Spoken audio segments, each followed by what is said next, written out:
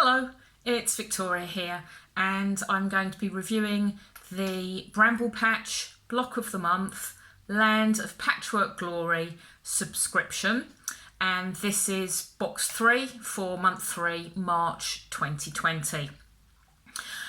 If you've watched any of my other videos, you'll know that this is the first quilt that I've ever made, although I am an experienced and confident sewer.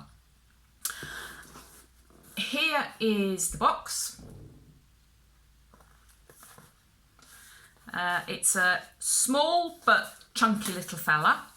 I've actually opened this box. In fact, it's a bit of a cheat because I have completed the project for this month. The reason for that is that this weekend I went on the Bramble Patch Club Day, which supports those of us who are doing the subscription. So the box was delivered last week on Thursday, and on Friday I was at the club day. So I had to take it with me, and I've done quite a lot of work over the weekend and then since I've been home. This month's box is very similar to last month's box actually, because we are currently working our way through cutting out the applique counties that will be appliqued onto the quilt top. So the box is very much the same format as last month. Inside we have the normal 2 pieces of paper. So the first piece of paper is a letter from Julie, who is the designer of this particular quilt. The letter just explains, it's the same format as previous months, it explains what's inside the box, and she also takes the opportunity to cover an FAQ. A few of us were asking on Facebook, and I think probably they've had email inquiries about the cutting of the counties. We were instructed that we had to kind of add a couple of millimeters, and I think people were a little bit confused as to kind of where and which ones, was it everything, etc. So she's covered that off, which is helpful. And then there's also an advert here for the Land of Patchwork Glory Club Day, which is the one that I've just been on. So that's the introductory letter, and then there is the instruction sheet. I'll talk about the instructions in a second, but I will introduce you to the rest of the contents. So inside the box we have got a quantity of Bonder web for this month. They're usually extremely generous, so this is actually the Bonder web that's left over from me having done the whole of this month's project. So there's a generous amount of Bonder web there. I guess they allow for people making any mistakes or changing their minds about the colouring and fabric choices for the different pieces. I must admit, this month, now I've seen all of the pieces stuck down, there's one region where I wish I had cut the pieces, I'd swapped the fabric choice around for the pieces a bit, but to be honest, I thought, shall I redo it, shall I not? And I've decided to leave it, because once that section is connected to the next section, it's going to make it look completely different. So I will kind of wait and see what I think once I get to the assembly part. So just to explain, this is the project, and what we're doing currently is we're assembling the coloured sections. So for example, this month we were doing the blue section here of the northeast, we were doing the blue southwest, and we were also doing the green southeast and the green Northern Ireland. And last month we did all of the purple Scotland, including the islands, and the northwest in yellow here. So you get a choice of fabrics for each of the counties within the section, and the only instructions you get about fabric choice is the copy of this map. So if you wanted to, you could look at the map and you could choose exactly the same colours, the same fabrics that Julie's used in her version, but you know, there's freedom to kind of choose what you want to do. So me being me, I never like to do anything by the rules, so I've been kind of choosing to do my own kind of fabric selection and piece it up the way that it takes my fancy. But when you do it that way, sometimes you like the results and sometimes you don't. So there's a risk involved there. Whereas obviously Julie's done it all perfectly. So if you follow her, her result, you'll get it exactly as pictured. As I said, we've got the Bonder web, and I've been talking about fabric, so we get the fabric. So bearing in mind that I've cut into this, this is the fabric selection for this month. So as you saw, we were doing 2 green sections and 2 blue regions. We've got some nice selections here, so dots, linen feel, a lighter colour, another kind of, I don't know, textured sort of effect, and a lighter green there. And on the blues, there's a bit more variety on the blues. We've got a uneven dot, we've got a crackle effect, we've got linen look. This is another crackle effect, just in a darker colour, and then my personal favourite was this gorgeous oil on water effect marble. I loved this fabric so much that I was going to buy some extra while I was at the Bramble Patch shop to use as binding. The project is going to come with this dark stone coloured binding. I personally wasn't a huge fan of that. I want my finished project to look more quilty, more pieced, so I'm going to be making a pieced border and then bind it. I'm going to have a pieced border and then binding, and I'm going to choose. I want a different colour border and binding. So I really liked this oil and water effect fabric. Unfortunately, they didn't have any of it left in the shop, so that was the end of that idea. But I was able to find, of course I was in the Bramble Patch shop, is just amazing. I cannot tell you how amazing that shop is. I was blown away, just very excited, like to the extent that you just don't know where to start. I just kind of stood there and let it all wash over me for a while. But anyway, they've got so many gorgeous fabrics there. Although I really do like this, the one that I chose was nice too, so I was happy with that. So we've got all of the fabric there. There are, how many? 10 fat 8s altogether, 5 of blue, 5 of green, the Bonder web. And then the other thing that we get in the packet are the map patterns. The red here is me, that's me just making notes to myself so I don't go wrong when I'm doing the cutting. So we had, as I said, this is the northeast here. We got the patterns for the southwest, the southeast and Northern Ireland this month. So they come just on regular bits of printer paper. Some of them are A4, some of them are A3, depending on how big the region is we're doing. The instructions then about how we actually, what we do with the Bonder web and the fabric and the maps is on a 1 A4 size sheet. These instructions are exactly the same as last month, only it refers to different region. Although I must admit the picture, this is the northwest region, which was what we did last month. So to start with, that confused me a bit because I thought I've been sent the wrong instructions. This is the same instruction sheet as last month, but the pictures are the same, but the wording is slightly different just to reflect the fact that we were doing separate sections. But there were 8 steps with sub-steps in each one, and actually this month it was really straightforward, having done it last month. And just to show you what you end up with, So you have the pattern piece here. This is back to front though, a mirror image. You then have to trace, I don't know whether you can see that yet, you have to trace, this is the kind of mirror image side. You have to trace yourself around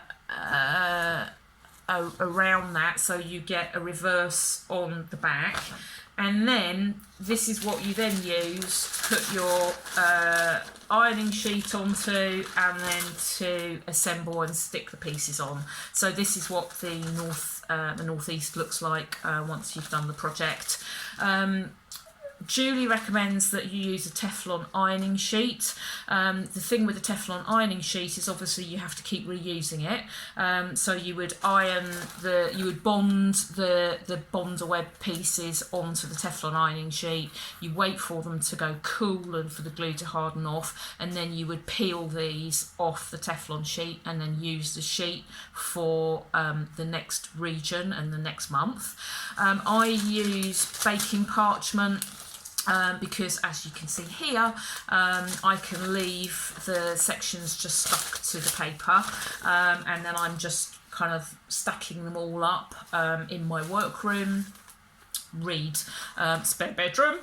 We can't have any visitors because this project is taken over the house, so no one can stay in our spare bedroom because they're going to have to share space with all of these mat pieces. But I just leave them stacked up on the baking parchment. And then I'll be able to peel it all off when we actually get to the kind of full assembly.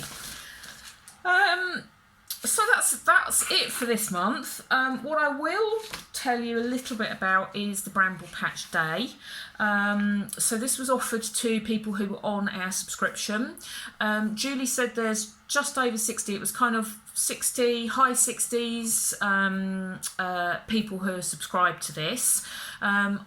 I don't know how many there were of us on the calls, maybe about 12, 15, could have been 20, I wasn't counting.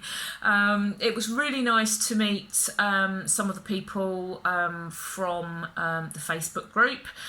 Bramble Patch have a Facebook group for their subscribers, which is a lovely forum to be able to share progress, ask questions, compare notes with people who are doing the same subscription. So it was nice to meet some of those people who are doing the subscription in person. It was also great to share thoughts and ideas with them about, everybody's got different ideas about how they're going to personalise their quilt and what they're going to do with it.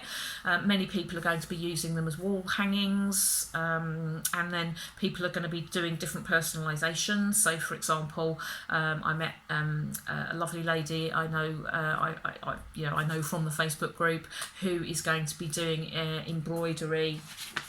She's going to, I'm trying to find my picture, she's going to embroider, instead of doing the flags, like here you've got the St Andrew's flag, instead of doing the flags, she's going to be embroidering the national flower on each of the countries of the UK and the Republic she's going to do. Someone else who was going to be doing symbols for different industries. Another person who's going to make a real feature of the coastline and use symbols about the seaside. I guess things like ice creams and buckets and spades. So everybody had like loads of really, really good ideas, and it has really made me reflect on what I want to do. I think I'd got a bit scattergun. I've got a Pinterest board where I've been putting ideas, and at the moment it's very much scrapbooky. I've just like shoved on there like everything and anything that I can sort of think of that grabs my fancy. But it really showed me, especially seeing the full quilt. So at Bramble Patch they've got the full quilt made up. Seeing it in the flesh makes you really understand, one, how big it is, but also two, how busy it can get. And you know, there's a lot of room in the sea and not so much room in the actual map itself. So I think placement of the points of interest and the county names and the labelling is going to be quite key to the overall finished look. It's going to really kind of affect that, so I need to have a think, and I'm going to be getting my squared paper out and my pencils to have a go at like drawing up some sort of different options about what I want to do for the topper. So the day was also good. We got to meet Julie, the lady that's designed the project. We got to look at the shop and get some advice from the ladies that work there about various bits and pieces, buy extra fabric if we needed. Julie did have a project for us to do, which was a kind of miniature version of the map, just the plain map on a background. You could make that as like a small kind of wall hanging if you wanted to. Some ladies did choose to do that, and so they were working on that during the day. That was a way to practice the free motion embroidery skills, because once we've assembled the whole map, it goes onto some backing fabric, and then it will be appliqued on using free motion embroidery. So there was a chance to, Julie demonstrated that, and the mini wall hanging project was a chance to practice the free motion skills that we're going to be needing later on. I opted not to do that. I can practice loads at home, and I don't want another wall hanging. I want this one, although I'm not going to hang it on the wall. I'm going to make a quilt. So I used the time to shop, to talk, trade ideas, to have a really good look at the finished version, and then to do my month three tasks. Finally, the other thing that we got at the day, I don't know whether Julie's going to be including this in the April box. I guess she might well do, but we got a plan. So this is the yearly plan, and it goes through each month. It tells you what you're going to get in the box every single month, so what the contents of each box are, and from that you can then work out what the activities are going to be for the rest of the 12 months. This is fantastic. This is what I would have liked all along. In fact, I would have liked it before month one even came, because for me, I really wanted to understand how the project builds across the 12 months, when the different types of sewing skills, you know, because obviously there's like quilting, there's applique, there's cutting, there's hand embroidery. I wanted to understand when all of those was going to fall, and this yearly plan tells me that now. I can run through quickly. So we're on March already. So January was to make the background, so that was to do all the piece background and to actually make up the quilt. I've not made up the quilt, but I have done the piece background. February was Scotland and North West. March, which is this box, was North East, South West, South East and Northern Ireland. We've got 2 more months doing the same thing of piecing the regions. So April, we've got Wales, Yorkshire and Humber and West Midlands. May, we've got East Anglia, London, Midlands and East Midlands and the Isles of Scilly. So 2 more months doing exactly what we've done. That's really helpful to know, because I now know how long it takes me to do these boxes. It's pretty quick now, to be honest. I'm kind of like, you know, this is the second month we've done it, so I know exactly what I'm doing. So I know that April and May are going to be quite light months for me. June, we get the pale blue background fabric, which is to make the whole map, the whole outline of England, Wales and Scotland, and that's the backing. So all of the regional sections get appliqued onto a big blue background map. And for the island as well. So in June we get the blue background fabric, and we have to cut out a really big map of the UK and the Republic, well, the island of Ireland.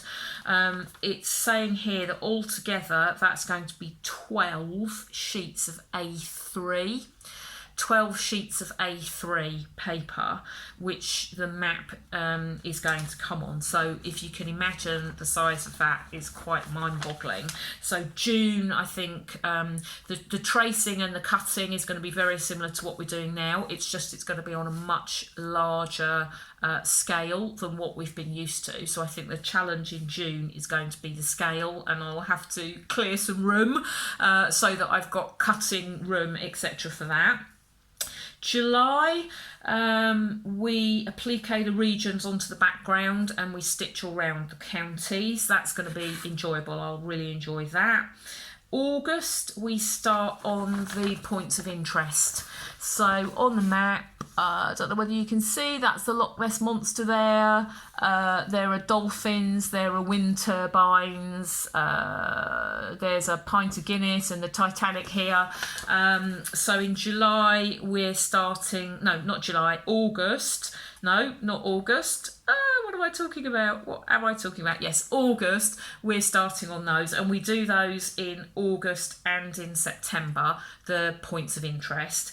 August, we also embroider all of the county names on. So you can't see on here. Each county has got its name, the county name embroidered on. That I know is going to take me more than a month to do, just because I know my hand embroidery. I want to do that nicely and I want to do it carefully, so that will take me more than August to do that. However, September, the only thing on the list for September is the points of interest, so I can spread the embroidery over a couple of months. October, we are doing more points of interest, so they take quite a while, but again, it'll depend on how many you personally want to do, and whether you do as many as Julie has here, whether you do more, whether you do fewer. Also in October, we applique the whole of the map, so the map that's on the blue backing, we applique the whole of that onto the quilt. November, we do the applique for the labels. So you can see you've got the British Isles here, you've got names of the seas and the oceans, so that's for November. And then in December, the final thing for December is the binding. And then we'll be done. That said, I'm probably going to, as I said, I'm doing a border, I'm doing different binding, etc. I still haven't decided how I'm going to quilt it yet, so I reckon I'm not going to be finished until about March, but we'll see. So that's the yearly plan. That was box 3 for month 3. April, May, it's going to be pretty much the same thing, so there might not be much to report for the next couple of months, but I will check in with you then anyway. And between now and then, happy quilting, happy projects, and it'll be spring next time I see you, so welcome to spring. Bye!